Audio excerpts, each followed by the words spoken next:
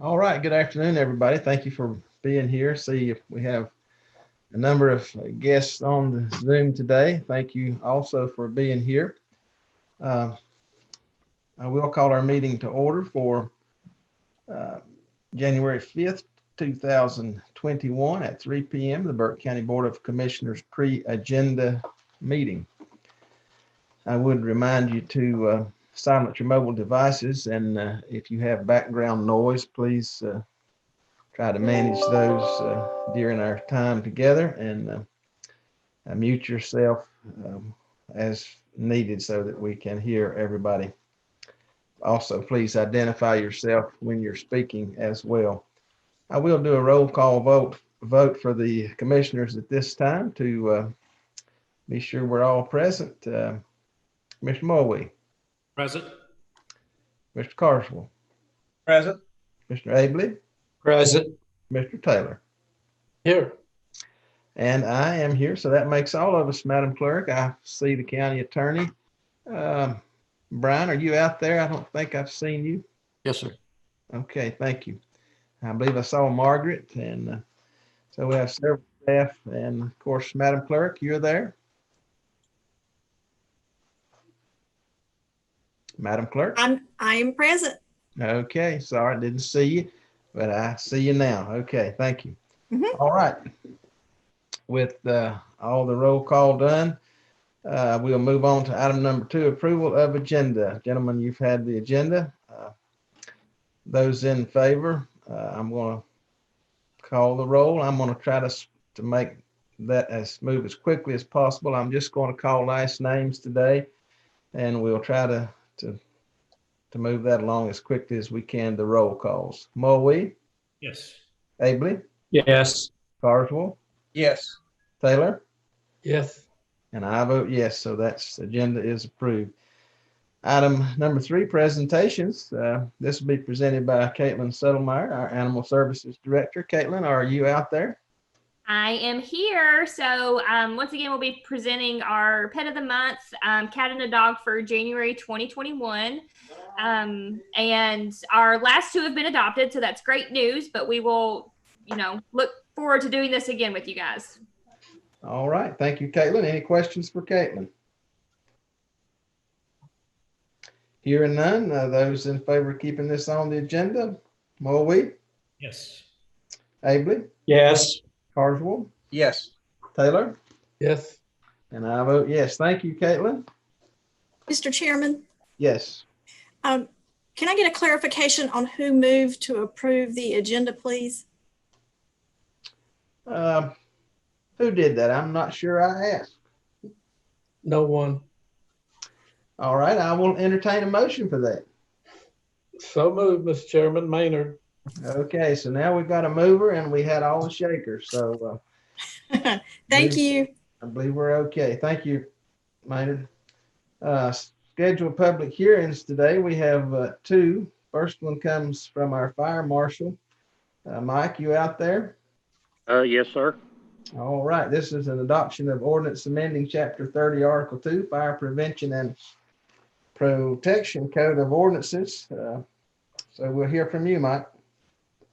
Thank you, Mr. Chairman, members of the board. We've had a couple of changes that needed to be made to our fire prevention ordinance, just updating it to the current version of the code, just some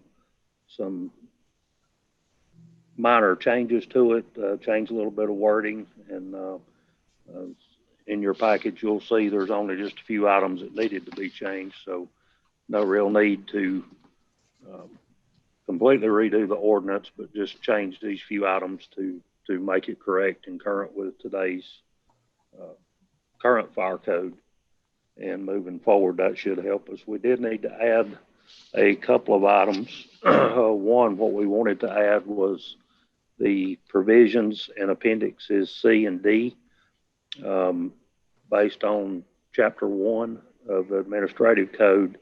We have to adopt each individual ordinance that we wish to enforce, and those 2 have to do with primarily fire protection in areas such as developments and providing access for fire departments in those developments. And the other one is asking or requiring the property owners to pay for the signage and the cost incurred by us to post their property. That signage varies in price from year to year, and we just want the ability to be able to have them pay for it, understanding that that working with Margaret, that'll probably need to go to the schedule of fees once that comes back around. But what we're trying to do is get buildings that are unsafe to enter. We've got quite a few of those, and we're trying to post those so that they're marked properly and documented as the code states that we're supposed to do. Okay, thank you, Mike. Gentlemen, any questions for Mike on this matter? Mr. Chairman, this is Maynard. Mike, I just correct me if I'm incorrect, but this is primarily to be in compliance with state rules and regulations. And the question that I had, it references our fee schedule several times, and this did not change any fees. Is that correct? That is correct, sir. Okay. That's all I have, Mr. Chairman. Okay, thank you. Any other questions? Okay, hearing none, I'll take a consensus vote for this item to remain on the agenda. I'm going to ask you to vote yes or no. Mulvey? Yes. Abley? Yes. Carswell? Yes. Taylor? Yes. And I vote yes. That'll be 5-0, Madam Clerk. All right, then item number 2 comes from BDI, Building Reuse Grant for Project Glides and Public Hearing. This comes from Alan Wood, our BDI President CEO. Alan, you out there?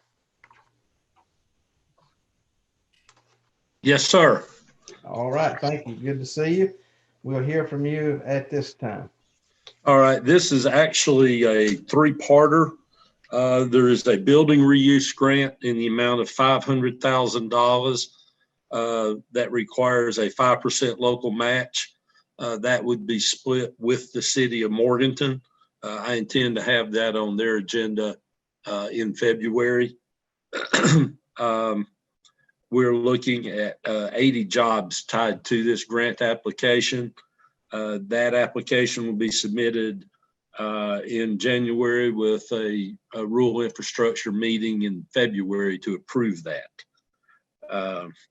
We're also looking at doing one of our local incentive grants in the amount of 50% of the new property tax generated by this project, which is estimated to be a $10 million project. The county's portion based on that would be about $34,750 a year. We'll be also asking Morganton to participate in that. And then we are also looking to sell a building that the county owns at 115 Wamsutta Mill Road in Morganton. We have established a value on that of $1.724311. That amount comes from the averaging of 2 brokers' opinions to give us a sales price. That after the public hearing and before construction begins, either the company or their partner would purchase the building, and they're looking to add an additional 100,000 square feet onto that property.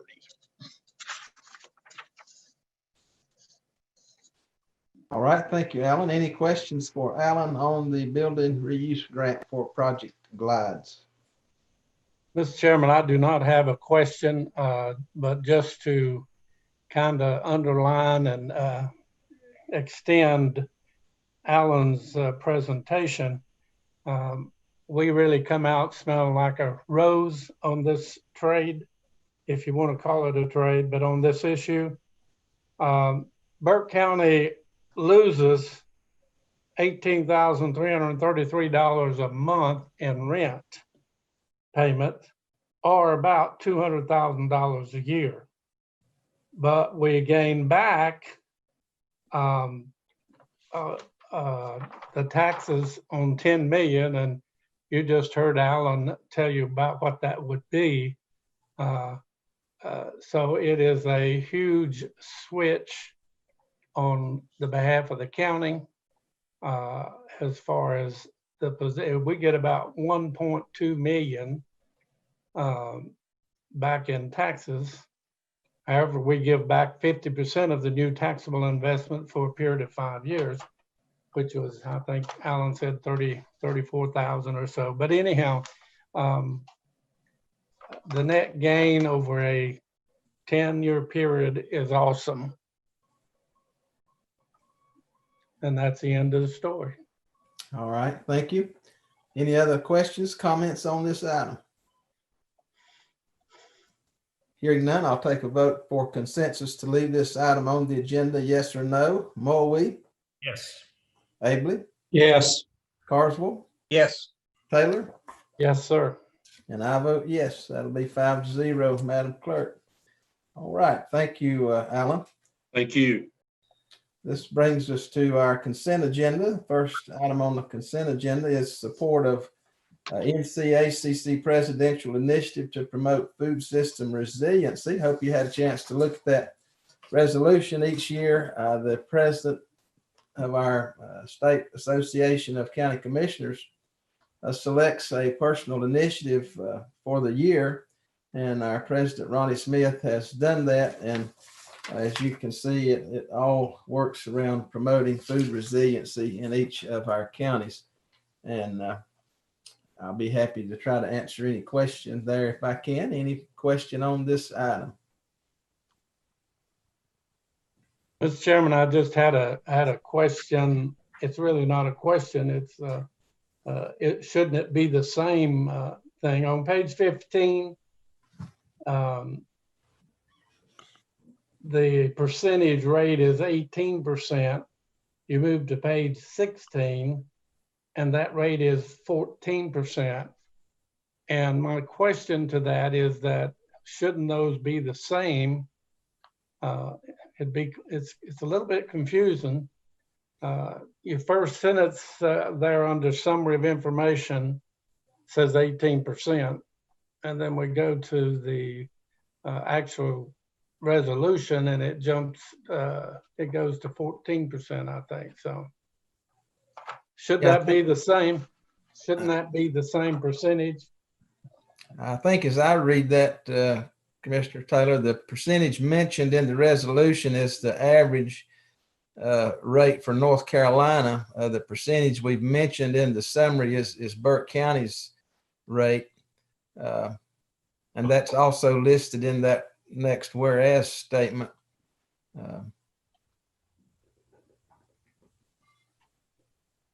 We could certainly change the summary, I think, but I believe the summary is accurate for the county.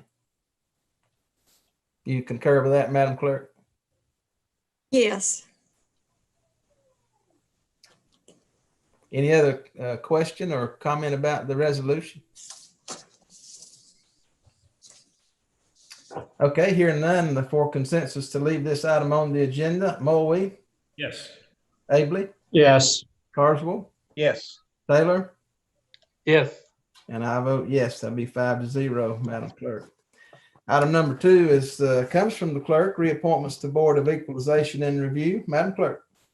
Thank you, Mr. Chairman, members of the board. This is a request to reappoint Kevin Ferris to seat number 3 and Mary Louise Hatley to seat 5 on the Board of Equalization and Review for the remainder of 3-year terms ending December 31st, 2023. Okay, thank you, Madam Clerk. Any questions on this item? Hearing none, for consensus to leave the item on the agenda. Mulvey? Yes.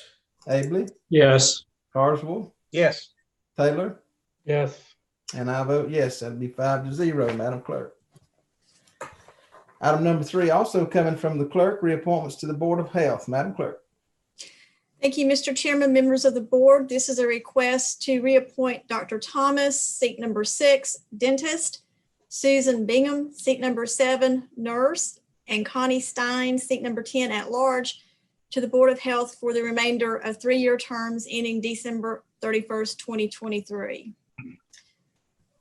Thank you, Madam Clerk. Any question on this item? Hearing none, for consensus, Mulvey, Yes. Abley, Yes. Carswell, Yes. Taylor, Yes. and I vote yes. That'll be 5-0, Madam Clerk. Item number 4 comes from Community Development. This is to accept the Beach Club Trail easements. This will be presented by Shane Prisby, our Community Development Operations Manager. Shane, you out there? Yes, I am, Mr. Chairman. Thank you very much. Burke County Community Development Department has received a trail easement from Beach Club at Lake James LLC for the Fauna Flora State Trail and Over Mountain Victory National Historic Trails. This easement has already been recorded with the Register of Deeds. So this is a bit of housekeeping. It's recorded, but the board will need to formally accept it before it is official. All right. Thank you, Shane. Any questions for Shane? Mr. Chairman Maynard, I just wondered if there was an estimate of, said that we had to maintain the trail. And I just wondered what that would add to that budget. How much does it cost to maintain the trail easement for the beach club area? At this point, Commissioner, the trail is not built, and it would be an earthen surface trail. So it depends on the sections, but I've seen figures of $1,000 per mile per year is a rough number for some trails. That's everything from mowing to cutting grass to cutting trees out to occasional material needed here or there. Well, that's less than I thought and very reasonable. Thanks for the information. You're welcome. Other questions? All right, hearing none, for consensus to leave this item on the agenda. Mulvey, Yes. Abley, Yes. Carswell, Yes. Taylor, Yes. and I vote yes. That'll be 5-0, Madam Clerk. Okay, item number 5 comes from County Manager. This is a fee agreement for legal services. Mr. County Manager. Thank you, Mr. Chairman, members of the board. There's times that our county attorney is tied up with more complex things, and we've instituted a contract renewal process to try to catch issues and problems and get them corrected before we execute contracts. Occasionally, this causes us a delay and the county attorney having time to look over contracts. And this is an option that I would like to try at least for a year to see if this is helpful and is more efficient so that we can get through contracts and move forward. All right, thank you, Brian. Any questions for Brian on this item? Mr. Chairman, I requested earlier today and got the answer of how much increase in legal fees we have had in the last 6 years. And it's $40,000 over the year of 2015. And I'm assuming that in my own interpretation that the $200 an hour is reasonable. JR could answer that for us better than I could, but it's one of the things that somewhere down the line I'd like to see us discuss a little bit, primarily for 2 things. Number one, can we bring that stuff from out of town back in town and keep the money in Burke County? But that's another day and another dollar. So, but I've got the answer to the question, and I think the $200 is reasonable. All right, thank you. Any other comments or questions? Hearing none, for consensus to leave this item on the agenda. Mulvey, Yes. Abley, Yes. Carswell, Yes. Taylor, Yes. and I vote yes. So 5-0, Madam Clerk. Item number 6 comes from the Fire Marshal, appointments to the Local Emergency Planning Committee. Mike, you still there? Yes, sir. Thank you, Mr. Chairman, members of the board. It's once a year we have to go through and update our list for our appointments to the Local Emergency Planning Committee. This year we have 4 seats that are open for reappointment or appointment. 3 members submitted applications for reappointment. They are seat number 2, representing law enforcement, Major Banks Heinzman. Seat number 5, representing public health, Rebecca McLeod. Seat number 11, representing the media, is Lisa Probst. And the new applicant would be Jason Black, representing seat number 14 for EMS, which was vacated by Greg Curry. And these will be for 3-year terms.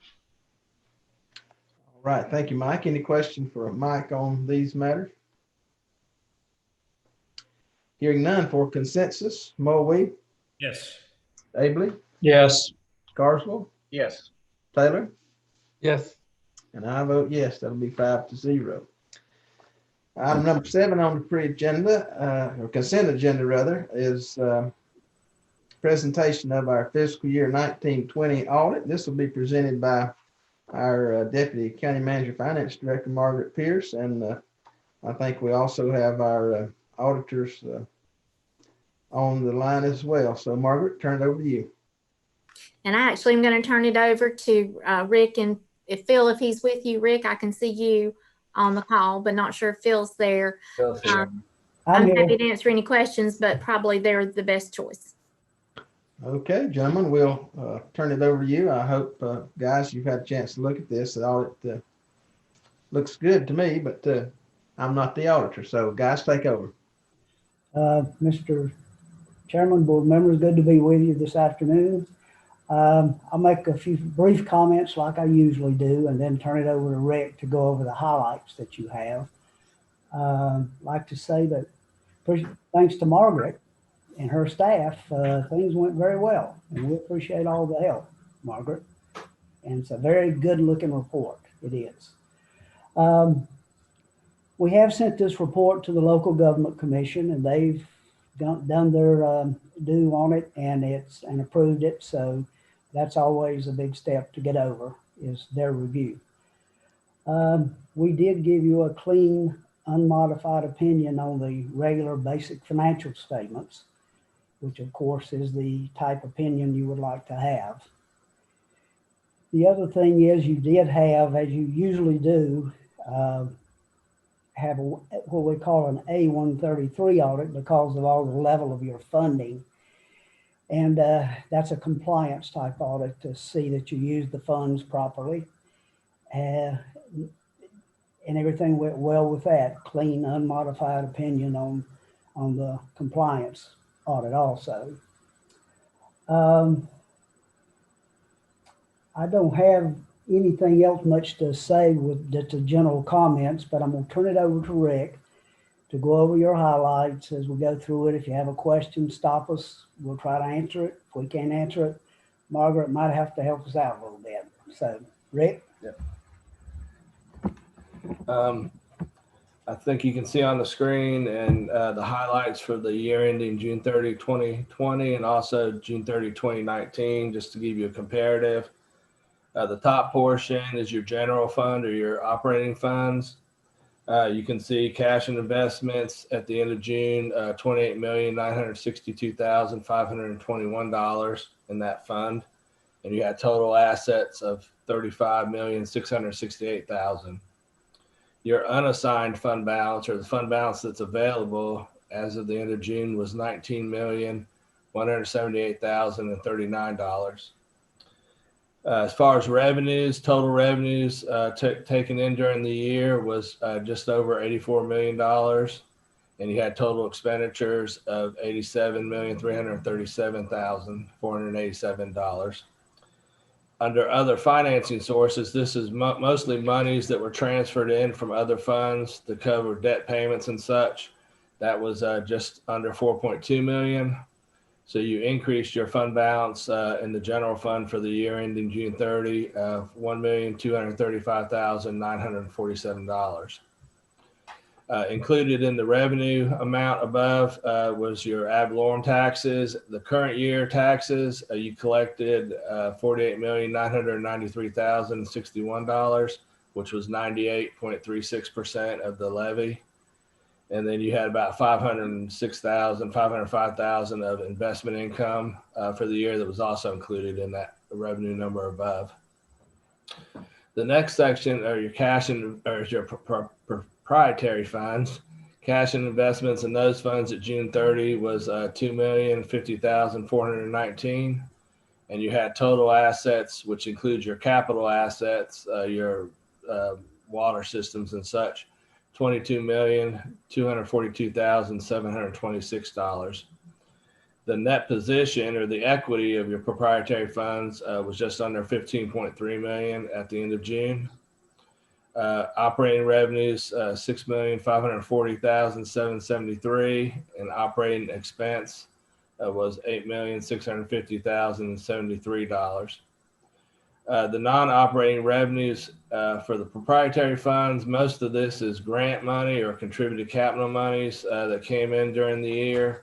That was $3,728,558. And then you transferred out about $220,000 to other funds for various things. So your increase in your proprietary funds and your net position for the year ending June 30, 2020 was $1,399,048. Included in your assets number that we talked about before, you had accounts receivable at the end of June, $528,818. And then you had some investment income included in the revenue was just under $19,000. The last section on this sheet is the governmental funds, or the other governmental funds, not including the general fund. You had cash and investments in those funds of $19,682,877.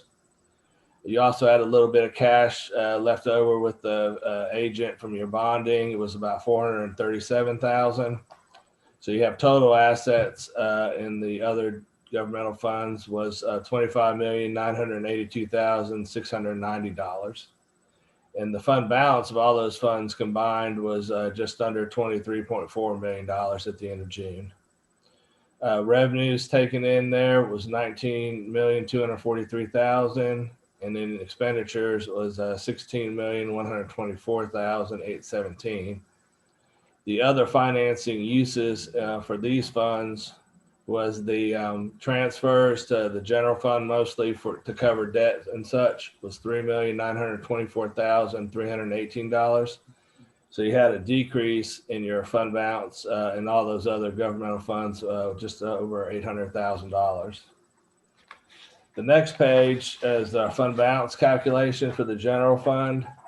You can see the has comparative, so you can see how you look from one year to the next. Unassigned fund balance in the general fund at the end of June 2020 was $19,178,039, and divide that by your expenditures and other uses, financing uses of $87 million. You end up with an unassigned fund balance percentage of about 21.96%. And then the statewide average for counties in your size last year was 35.62%.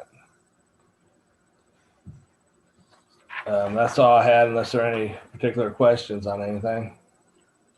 Okay, thank you, Rick. Any questions for Rick on this item? Mr. Chairman, I'd like to go to page 184. I had a question on that page, and I don't even have the question down here. It had to do with a deficiency, I think. And according to their recap, we did not respond to that deficiency after it was pointed out, and would like an explanation to that if I could get it. Well, there was a deficiency in the foster care assistance program. There were a few files that didn't have all the information required.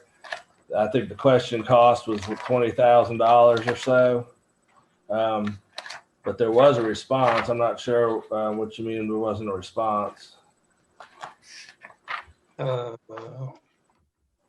you look at, I don't know, if you look at my page 112, which keep going down a little bit more, it should come to it. So there's the finding right there. There's the response right there to the finding. So what happened was the 20,000 erroneously spent or handed out, and did Well, it was, I don't know if to say it was erroneously handed out. The file that I looked at, or the files that I looked at for those particular clients, didn't have all the required documentation. So I have to report that as a finding. So it's up to the state whether they determine you have to pay that back or not because it was erroneously sent out. I can't make that determination. Well, that's the reason we should be asking the questions. We'll ask it of Corey Fisher Wellman. How's that? I guess. Would that be proper, Margaret Pierce? Mr. Taylor, actually, Corey and Matt Hillman, the services director, program director with DSS, who's over this section, and I did meet on this. And what you find in some of these situations, and Rick and I talked about this as well, is he's required to look at every file, and a file goes from the time they are created, which could be with a child's birth in certain cases, until they pass out of the programs, which in some cases means 18, 19 years old. What's happened in these cases are there's age on the cases. They're significantly older, and somewhere along the line, there's certain documents that have gone that are no longer in the file. They are working to determine, they're reviewing all their files to figure out if this is isolated, and they feel like it is relatively isolated. This is less than 1% of the files that they have for hundreds and hundreds of children over the years. But unfortunately, they still take a finding because the paper is not there that they need. They are working to either recreate or find a copy of those original papers. Well, the reason for the question is very obvious, is that, you know, if we've got a problem, we need to correct the problem. But second, as just general information, the state itself reports that there's millions of dollars handed out every year that should not have been handed out. And some people are not as honest as you and I, and they make false claims. And sometimes it gets through the filtering. And I think this is just one of those situations where we can document as Burke County that, you know, we understand part of the problem. And I know you can't get it down to zero, Rick. I don't think any county can get it down to where no money has disappeared without, when it shouldn't have. But at least we can keep trying. And I saw that and I wondered why it wasn't corrected. But evidently it's in the process. Thank you, sir. Thank you, Margaret. Yes, sir. Any other questions concerning the audit? Mr. Chairman, I did not get a whole lot of time to review that. I didn't get all my information as quick as I would like to when there's that much stuff to review. But one thing I could not find, Rick, was the comparison of county costs by year, which we had in last year's report. Was it not in this year's report? I'm not sure exactly what you're speaking of. It covered the county cost of spending or operating for 10 years back and went all the way up. You're talking about the statistics. There is a statistical section that is included. Well, just give me the page number and they can move on and I'll look at it on my own. Okay, well, it starts on table 1-4. It looks like it's page 88 in the audit. I'm not sure what it is on the PDF, but it's page 88 of the audit. Okay. That's where the statistical section starts. All right. That's on the audit, not the agenda. Okay, got you covered. Okay.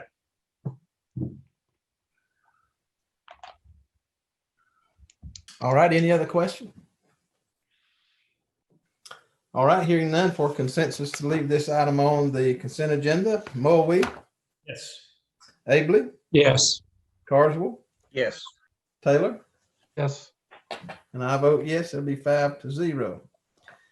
Item number 8, also coming from finance, the audit contract for fiscal year 2021, and this will come from Margaret as well. Margaret? Yes, sir. You have in your packet a contract from Loudermilk and Church to do our audit work for fiscal year 2021. And they have submitted a proposal to do it at the same cost as this year, which is very kind of them. We appreciate the no increase. All right, thank you, Margaret. Any question on this item? Hearing none, I'll entertain consensus to leave this item on the agenda. Mulvey, Yes. Abley, Yes. Carswell, Yes. Taylor, Yes. and I vote yes, it'll be 5-0. Item number 9 comes from Tax Department, release refund report for December 2020. And gentlemen, you should have received this information, I think, by email, maybe yesterday as it become available. We'll hear from Danny Eisenhower. Good afternoon, gentlemen. Release refund report for December 2020. We had releases in the amount of $1,403.02. We had $735.38 rebuild, which gave us a net release of $667.64. I can learn to understand you much better if I'm familiar with the way you. I'm sorry. Refund amount of $259.41. And then we had the VTS refunds of $189.50. All right, thank you, Danny. Any questions for Danny on the release refund report? Hearing none, for consensus to leave this item on the consent agenda. Mulvey, Yes. Abley, Yes. Carswell, Yes. Taylor, Yes. and I vote yes, also 5-0. Item number 10, also coming from Tax Department, tax collection report for December 2020, and we'll hear from Danny. Okay. The property tax, we have year-to-date collected 82.99% of budget. Motor vehicle at 56.85% collected, which gives us a total of 80.53 between the two. Delinquent taxes were at 70.07% collected.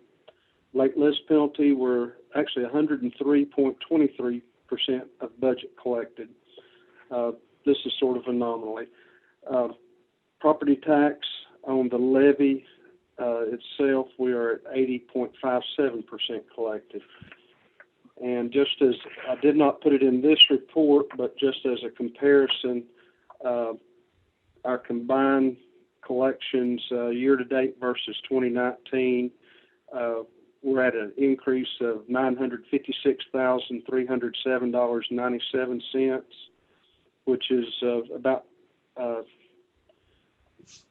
just over 0.5% of the levy ahead of the same time last year. Delinquent collections were ahead by a little over $42,000, and penalty and interest were ahead by $142,000. Okay, thank you, Danny. Any questions for Danny on this report? Mr. Chairman, just one. Danny, on that amount collected on property tax, just shy of 37,000 million against 44, and that shows about 17% yet to be collected. How does that compare with years before? Are we a little bit behind? That's what I was giving you on these compared to same time last year. We're about almost 0.7% ahead, or in dollars, that's $956,000 plus that were above last year. So collections have gone very good with all things considered, and all categories were ahead of same time last year.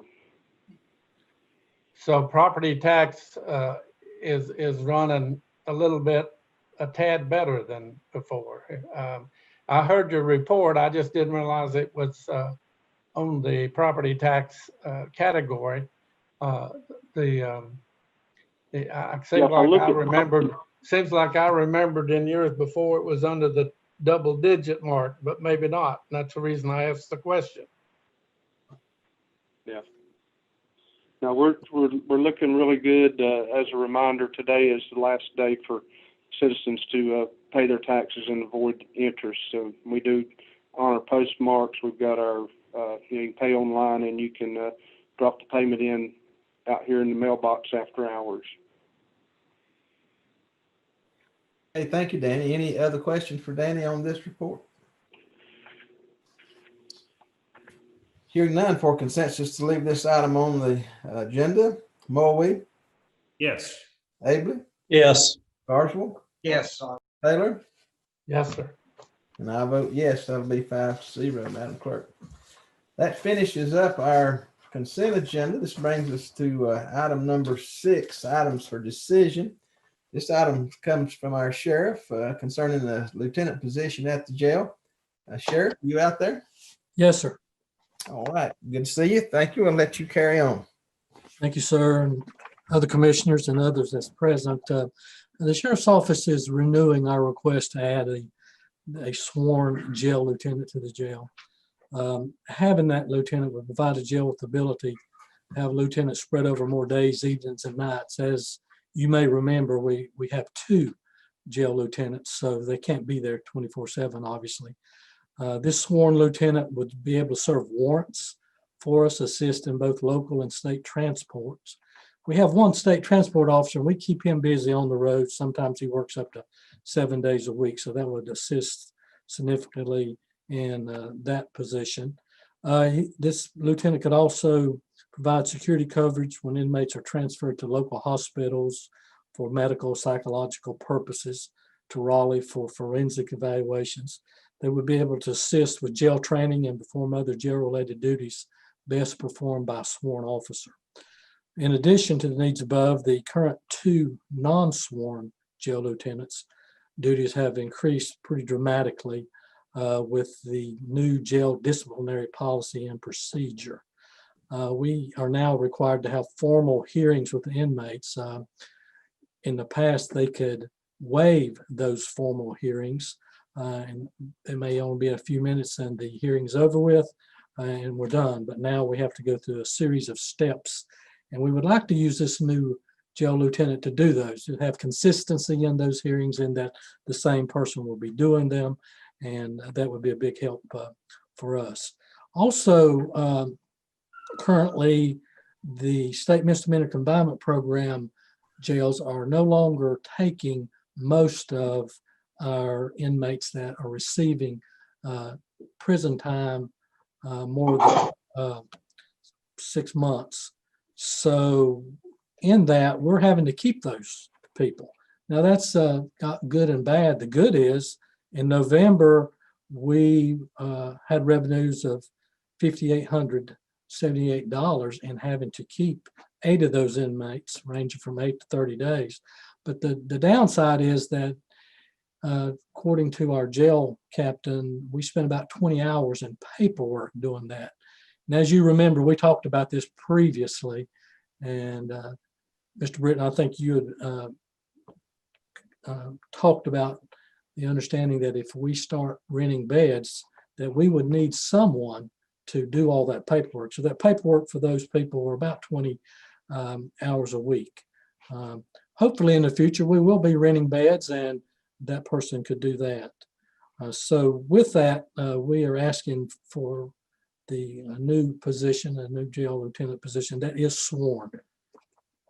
And I'll answer any questions that I can. All right, thank you, Sheriff. Any questions for the sheriff on this item?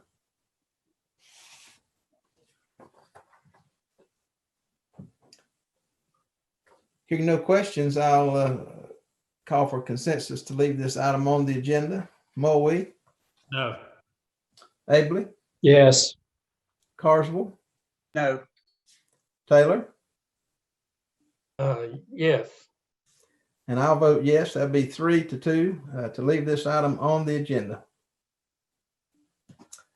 All right, this brings us to, thank you, Sheriff. Thank you, sir. This brings us to item number 7, reports. We have no other reports on the agenda, and then other discussion items. Let me give you several upcoming meetings. January 5th, 4 p.m. That will be a recess meeting in just a few moments. We'll ask you to leave your computer connected, and we'll take just a short recess in a few minutes to do that, and then come back at 4 o'clock. January 19th is our regular meeting that will occur in our boardroom in person. January 28th, 29th, we are continuing to work on a budget planning retreat that will be in person. We are looking, I think at this point, to do that in our county boardroom, and details are still being finalized. So keep tuned in for that. Once we get everything kind of in place, we'll give you the final details. Then February 2nd, our pre-agenda meeting will be by Zoom at this point. We'll continue to watch our COVID cases and those items to see where we are.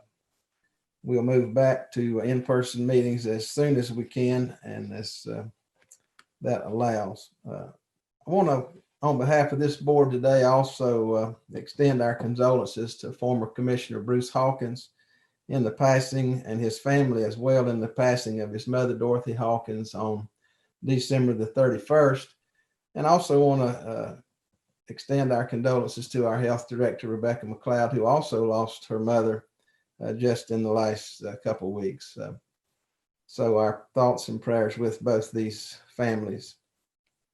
Also, I would remind you that our county offices will be closed on January the 18th in observance of Martin Luther King Jr. Day. I would ask you to like us on Facebook. Please don't litter in Burke County, and if you see litter, pick it up, and that would be wonderful. Spay or neuter your pets, and consider adopting or fostering a pet from our Animal Services Center. They're doing a great job, and I commend them for all they are doing. So at this time, I'm going to, Madam Clerk, do we need an adjournment motion for this meeting? And then we'll again remind you, don't cut your computers off. Just you can take a break, and we will reconvene at 4 o'clock for our recessed meeting. So with that, I'll entertain a motion to adjourn. So moved. I believe that was Maynard made the motion, and so then to agree, Mulwee. Yes. Abley. Yes. Carswell. Yes. Taylor. Yes. And I vote yes. So Madam Clerk, 5-0 to adjourn, and we will come back for our recessed meeting in just about 11-12 minutes at 4 o'clock.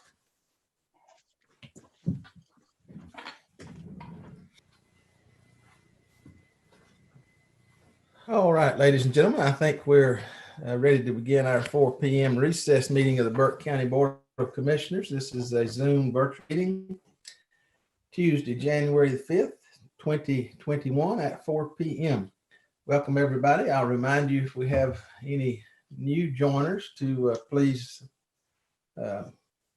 silence your mobile devices, any background noise, remain muted as best you can, except when you're talking. Be sure to identify yourself. And at this time, I'll do a roll call for our commissioners. Mr. Mulwee. Present. Abley. Here. Carswell. Present. Taylor. Mr. Taylor, you present? Hold on. Can you hear me now? I got you now. I'm here. All right, thank you. And I am present. So that's 5 of us, Madam Clerk. All right, this brings us to item number 2 on the agenda, approval of the agenda. Gentlemen, you've had this for a few days. I will entertain a roll call vote to approve the agenda. Moe, Do I need to make a motion? Yes, I'll make a motion to approve the agenda. all right, thank you. Abley, Yes. Carswell, Yes. Taylor, Yes. and I vote yes, that's 5-0. Thank you. Item number 3 is items for decision. We have 2 items to consider this afternoon. First one comes from our county manager. It's fiscal year 2021 budget follow-up. Mr. Manager. Thank you, Mr. Chairman, members of the board. You may remember back in June when we were in the process of adopting our budget, we decided to be very cautious out of an abundance of care to the forecast that we were receiving from the state about sales tax and property tax collection. And the 6 months has gone by. And as you heard Danny, we are a little bit ahead of where we were last year in collections for property tax and vehicle taxes. And Margaret, if you would just give them a short version of where we're trending and what we've been seeing in sales tax revenues, please. So the state had recommended, felt like in the spring that our sales tax would be down by approximately 25% for this year and encouraged us to budget that much down. We did budget down somewhat out of concern, but not quite that much. However, what we've seen, and we did get our 4th month in yesterday, the sales for October came in yesterday to give us another month. We are now up over last year for the same 4 months, approximately 14.5%. So not only have we not seen a decline, we have seen an increase in sales tax. So that's why we feel comfortable that there are funds coming potentially that would bring us back at least level with next year, even if something happens later in the fiscal year, that the amount we're requesting is available, should be received. Thank you, Margaret. Gentlemen, you've got three items here. You know, as we said, we held off on a cost of living increase for our employees. We put into the budget an amount equal to 1%, and we're actually now looking at it and asking for a total 1.5%. So they would need an additional $75,000 for that. And as many of you know, counties across the state and city governments have looked at trying to do something for their staff for what they've done in service to our citizens through the COVID pandemic. Our folks have done a fantastic job in trying to find an equitable way of responding to their services.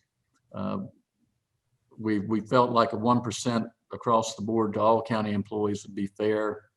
You know, you have EMS workers exposed to this every time they go on a call, and if it's not the patient, it may be people surrounding the patient. Our deputies are out in the field, they're exposed, as you know, and certainly our detention staff, as well as the health department and DSS and anybody else that has been coming and doing their jobs here. So again, we're looking at 1% for that. And the third item is an ambulance. We have had one ambulance that was in a crash and has been totaled out, is no longer able to be used. And then we've had another ambulance with over 200,000 miles that blew a motor. And I just cannot see the wisdom of investing possibly $10 to $15 million. I'm sorry, $10 to $15,000 for a new motor in a vehicle that is still got 200,000+ miles used and it's about 7 years old. So what I'd like to do is take the little bit of money from insurance and appropriate up to 200,000 from fund balance to purchase a new ambulance. And as many of you are aware, these are not just sitting there on the showroom floor. Depending on the time of the year, it can take between 3 and 6 months from the time you order an ambulance until the time you are able to receive it and put it into service. So that's what I'm asking for in this requested budget amendment. All right, thank you, Brian. Gentlemen, you've heard Brian and Margaret's information. Any questions about this item? Mr. Chairman, this is Maynard. The reason I voted yes on the sheriff's thing wasn't because I think we ought to add another employee. One of the things that's really beginning to take its toll, and Burke County has been fortunate thus far. But if you recall, the National Association of County Commissioners and the North Carolina Association of County Commissioners both recommended last year during budget time that you did not increase wages and that you did not take on new people and new employees. We ignored both those warnings, and the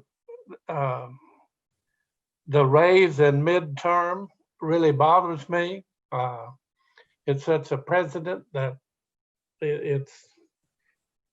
I don't think it's healthy for the county. And we continue to take from our taxpayers in the name of taxes and higher fees and you name it, to support our out of control budget for the county. Last year, the reason I asked the auditor where that page was, if you recall, that in 5 years, I believe it was, we have doubled the cost of running our county per month. And it's going to catch us real soon. I can't, and again, I'm combining two items, and one was in the other meeting, but it's hard to believe that it takes over $100,000 to put on one new employee in the sheriff's department.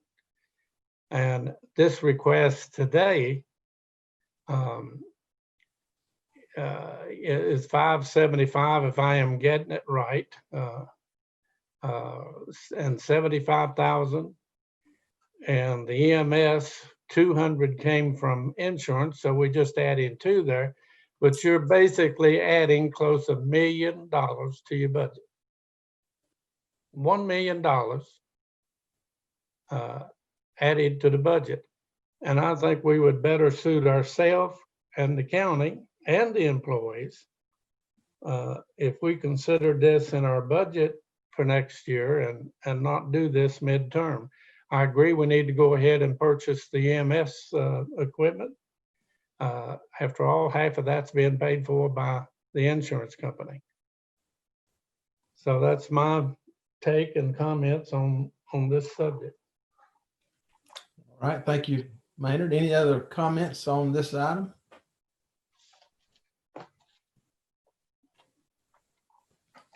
Hearing none, I'll entertain a motion on this item.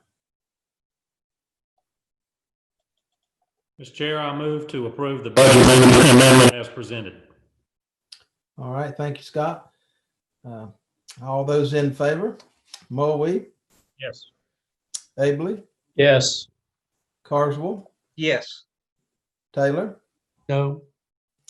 And I vote yes. That'll be 4-1, Madam Clerk. All right, thank you. This brings us to item number 2. This also comes from the county manager, reclassification of engineer general services director to general services director, and reclassification of associate engineer to assistant to general services director. Mr. Manager. Thank you, Mr. Chairman, members of the board. As you're aware, Miles resigned and retired back in December. I've been here now 10 years, and I've seen 3 people in the general services director position, and we've required them to have the engineering degree. I really need more of a manager than an engineer. We've in the past, and even Paul Imes many times said that we've always got our engineering work done through to the local engineering company and didn't see where we really got that benefit from the employee that we had hired in that position. So what I'm looking for is a little bit of flexibility. We'd still like to have the engineering background, but it not be an absolute requirement. If we can find somebody that can do the management part of this, I think we would be better off. And to be consistent, we would want both position titles changed to general services director, and then the associate or assistant general services director. The pay grades would remain as they are today, so there would be no change in the pay grade. All right, thank you, Brian. Any question from Brian on this matter? Brian, what's the difference in dollars for the two reclassifications that you're requesting? There's not going to be any. They'll stay at the same pay grade, so I wouldn't see a change in that. You have a person already in that one position, the assistant position, so I'm not sure whoever we hire into the new position, where we'll be on the pay scale when we hire that person.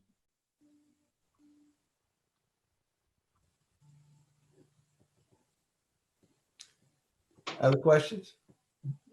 This does not add an employee either. Is that correct, Brian? No, we're just changing the title of the position and the requirements the person has to have in order to be hired into the position. Well, I agree. You need that person in that position needs to have some engineering capabilities, and maybe it doesn't have to have a engineering degree, but sometimes common sense can I hate to say this, overcome some high education. So anyhow, that answers my question, Mr. Chairman. All right, thank you. Any other questions? Hearing none, I'll entertain a motion on this item.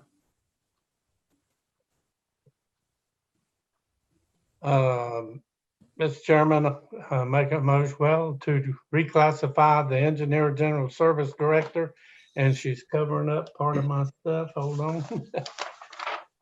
Position, pay grade 34 to general service director, pay grade 34, and to reclassify the associate engineer position, pay grade 27, to the assistant general service director, pay grade 27, and update the Burke County pay plan.